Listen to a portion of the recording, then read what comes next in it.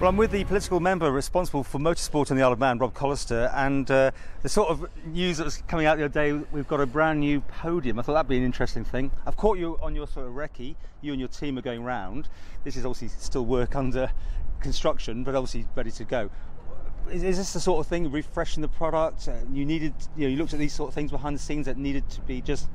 Yeah, we're forever developing and evolving at the sport, because the fans require change, we require change, and so that's what we've been doing. Obviously, as I said the other day, it is a bit slow. We've got a lot of plans on the horizon and in the future scheduled, but we need to move that forward a little bit at a quicker pace. Okay, well, let's have some of the ideas. What do you want to see changing then? Well, obviously we want to see the whole paddock area change. We want to see new shower facilities for races, things.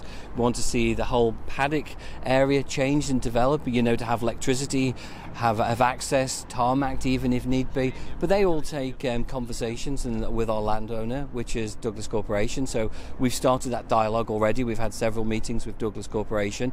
So we're starting to put in place some long-term future plans that we want to see develop. What about the scoreboard? This institution that is pretty, well, it's unique, isn't it? I mean, to have this sort of handwriting that goes on a modern sport. There's been talk about electronic scoreboards, television coverage, big screens. Where are we up to on that? Well, the scoreboard, the decision will be made in 2019, so there's nothing we need to worry about at the moment. As I say, we've got a schedule of work going on this year, next year, and then we'll make the big decision in 2019 once it's incorporated with some additional work that's going to take place on the road. Is it a consultation? This famous word, you'll put it out for consultation. People will say, we want to keep it. You'll hear that. But at the end of the day, is it fit for purpose? Well, we've got to make that big decision. It's not for me to make today, and we will speak to our stakeholders. That includes the scouts. Sound like a politician on this? No, I think it's right. There's no point me giving an answer today in 2018 when we won't know until next year exactly what we're going to do, or even into 2020. So I don't want to preempt those discussions. We do need to look at it. It is an iconic part. I've gone on to several heritage sites and I've seen that it's been there forever, but things do change, things do evolve.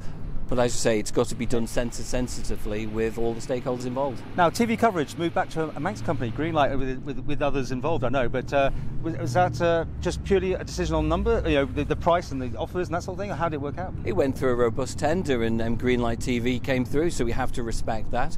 Grateful for the contribution that's been made by North One over the last few years, but things do change, and as I say, we've got to get value. We're now expecting also the quality to be delivered on this year's TT Festival. Yeah, and yet you're paying more for the audio, aren't you? £100,000 I think is going to Manx Radio to cover the races after an increase from about £50,000 last year? It was previously £50,000. It's in the public domain. They asked for an increase. They were asking for an increase of £250,000. 250, a quarter of a million, yeah. 250,000 they asked for last year, and we held them to the contract. This year they came back and asked for an increase.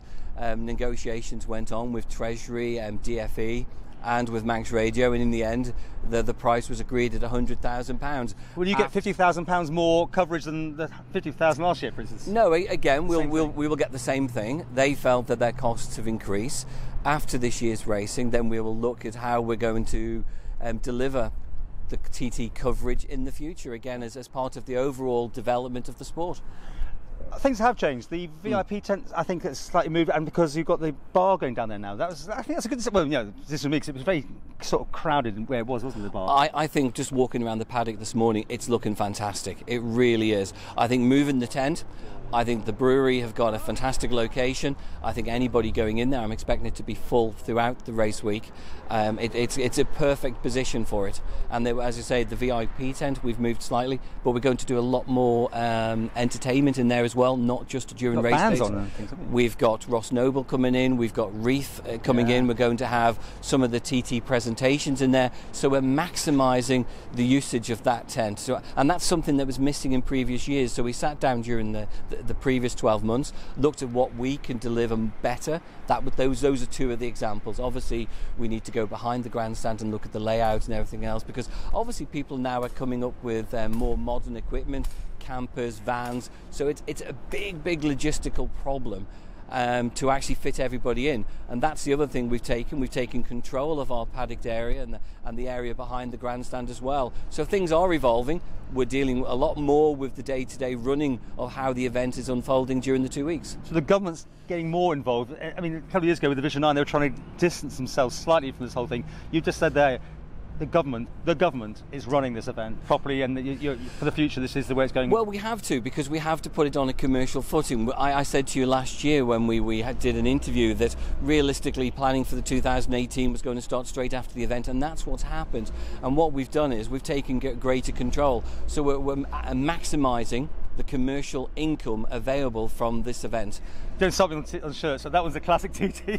There's no logos involved. Well, have you had any more hassle this year, by the way? No, it's been copyright infringements. No, I think it's been very good. I think I would say we've continued to enforce our trademarks, because, as I said last year, we're maximising our income. I think we've gone in excess of £2.6 million this year, which then we don't have to go to Treasury, we don't have to go to the Isle of Man taxpayer. This is money that goes directly back into the sport, and that's a lot to be a good news story.